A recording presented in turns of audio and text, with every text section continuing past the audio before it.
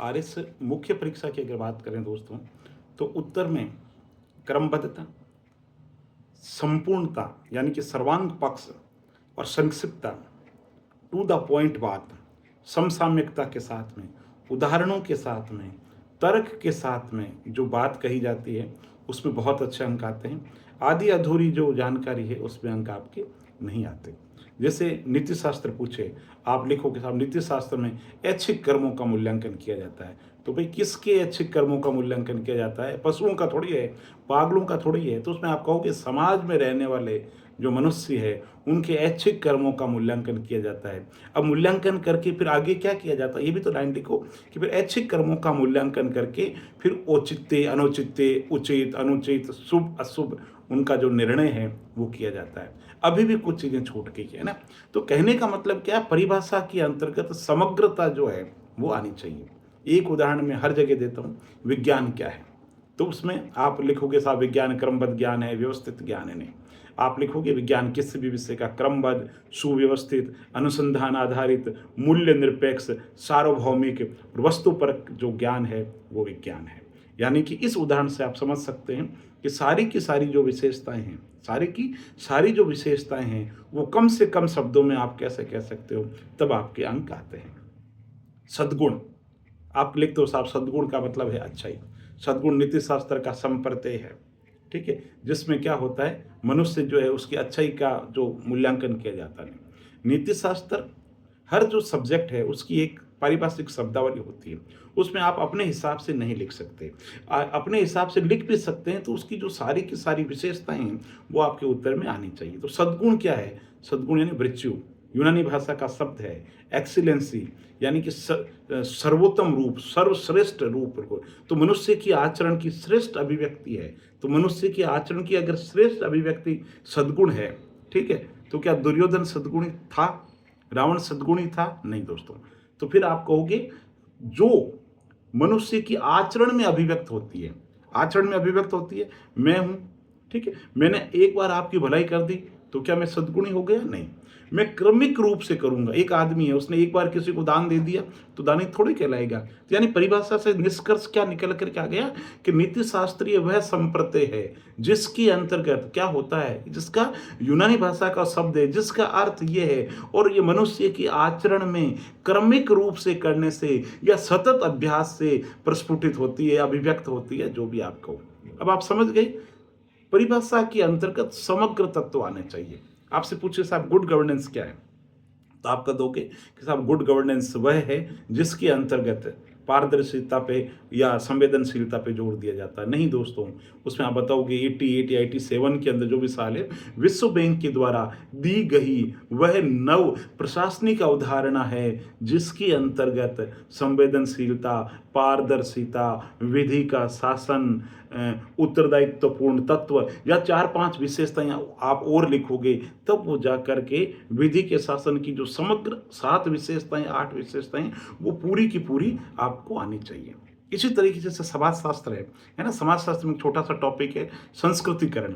अब आप लिख दिया कि आप संस्कृतिकरण क्या है? ये संस्कृतिकरण वह है जिसके अंतर्गत निम्न जाति के लोग उच्च जाति के लोगों को का अनुकरण करते हैं। नहीं, आप ज़्यादा से ज़्यादा एम.एन. श्रीनिवासन द्वारा, पद्मश्री एम.एन. श्रीनिवासन द्वारा इस किताब के अंतर्गत किताब का नाम भी लिखो, वर्णित वह समाजशास्त्रीय अवधारणा है जिसमें निम्न जाति के लोग उच्च जाति के लोगों के खान पान, रहन सहन, विचारधारा, आचार विचार को अपनाने की कोशिश करते हैं। इसमें और अच्छा आप लिख सकते हैं। ये चीज़ें कब लिख पाओगे आप दोस्तों? जब आप ज़्यादा से ज़्यादा जो अभ्यास करोगे।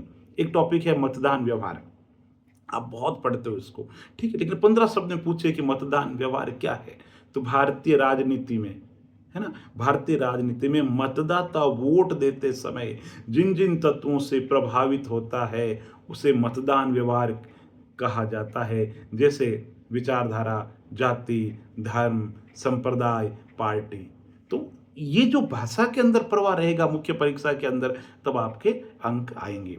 हम क्या करते हैं दोस्तों, घर से एक्सरसाइज करके नहीं जाते, अभ्यास करके नहीं जाते, तो मुख्य परीक्षा के अंदर अंक नहीं आते। आप पढ़ करके जा रहे हो कि भारत सरकार के द्वारा सुशासन के लिए कौन कौन से कार्यक्रम चलाए जा रहे हैं, ठीक है, और आपसे पूछ लेंगे राजस्थान सरकार के द्वारा कौन से चलाए जा रहे हैं, तो एकदम आप उस चीज़ के लिए मेंटली, है ना, प्रिपेयर नहीं हो, तो चीज़ें वो की वो है ना। भारत की राजनीति में महिलाओं की भूमिका आप करके जाते हो, पूछ लेते हैं राजस्थान की राजनीति के अंदर महिलाओं की भूमिका। तो कोई भी जो टॉपिक आपके सिलेबस का है उसमें भारत विश्व की तो बात है ही, उसको राजस्थान से भी जरूर जोड़िए, चाहे उद्योग धंधे की बात हो, चाहे सहकारिता की बात हो, चाहे कृषि की कोई बात हो, चाहे कोई भी हो। मैं तो कहता हूँ मतलब सतत विकास की जब बात है ना, उसमें भी कोई भी टॉपिक है ना उसमें आप जोड़ो। देखो, पेयजल की उसके अंदर बात है, पोषण की उसके अंदर बात है, ठीक है, और लैंगिक समानता की उसके अंदर बात है। यानी जितने भी टॉपिक है तो उसमें आप कह सकते हो कि सतत मिलेनियम गोल में एंट्री नंबर 7, मद नंबर 7, मद नंबर 6, मद नंबर 5 उस चीज़ से जोड़ने की कोशिश करो। इथिक्स की बात है तो उसमें को सेकेंड ARC ने अपनी चौथी रिपोर्ट्स इथिक्स इन गवर्नमेंट के अंतर्गत शासन में नैतिकता पर इस बात का जोर दिया है, ठीक है। आप इसके अलावा नोलन कमेटी आई, होता कमेटी आई, प्रशासन में सुधार की बात आई तो उसमें कीजिए, पुलिस रिफॉर्म की बात आई तो धर्मवीर आयोग, रिबेरो कमेटी उनकी बात कीजिए, अर्थशास्त्र की बात है या कहीं विकास की बात है तो नीति आयोग की बात कीजिए, भारत की विदेश व्यापार ने, मतलब कोई जो बात कहनी है आप अपने हिसाब से मत कहिए, है ना। व्यापार और वाणिज्य के आंकड़ों की बात कर रहे हो तो आपको हाल ही के अंतर्गत घोषित विदेश व्यापार वाणिज्य नीति के अंतर्गत ये बात है, ठीक है। लैंगिक समानता को लेकर के तो लैंगिक समानता से संबंधित कोई रिपोर्ट आई तो उसकी बात कीजिए। मतलब अगर अर्थशास्त्र की बात है तो फैक्ट आंकड़ों के अंदर बात कीजिए, संविधान की बात है तो संवैधानिक अनुच्छेदों की बात कीजिए, समाजशास्त्र की बात है तो सामाजिक जो सुधार, समाज सुधारक है या समाज सुधारक से संबंधित कोई कमेटी है या समाज सुधार से संबंधित कोई आपके पास में फैक्ट है उसके हिसाब से बात कीजिए। भू राजस्व से संबंधित है तो भू राजस्व अधिनियम की बात कीजिए।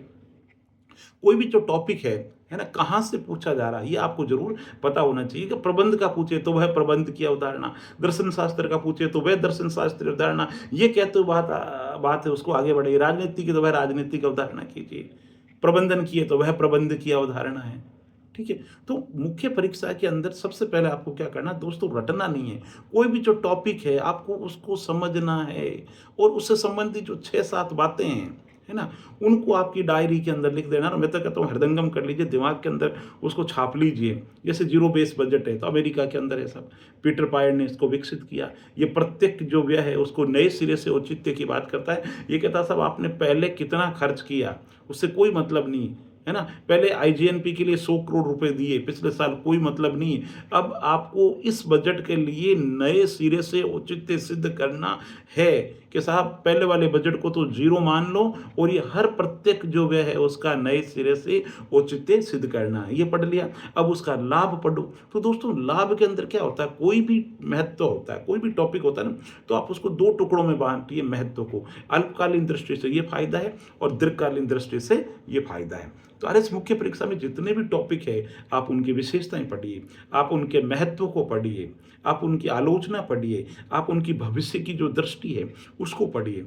चाहे गांधीवाद है तो गांधीवाद भी पढ़िए, भविष्य के अंदर क्या दृष्टि है ना, भविष्य में गांधीवाद का क्या महत्व है।